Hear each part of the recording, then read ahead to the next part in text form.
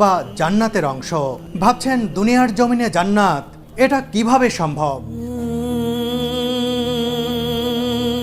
মদিনার মসজিদে নববীতে মহানবী হযরত মুহাম্মদ সাল্লাল্লাহু আলাইহি ওয়াসাল্লামের রওজা মোবারক ও খুতবা প্রদানের মিম্বারের মধ্যবর্তী এই জায়গাটি রিয়াদুল জান্নাত বা জান্নাতের অংশ।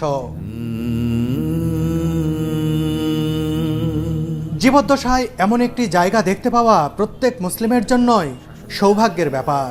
এখানে নামাজ আদায়ের ফজিলতও অনেক। বন্ধুরা, সৌদি প্রবাসী কন্টেন্ট ক্রিয়েটর ও সাংবাদিক মামুন ভাইয়ের সাথে আমি কিভাবে এই পবিত্র জায়গাটি ঘুরে দেখলাম তাই তুলে ধরব এই ভিডিওতে।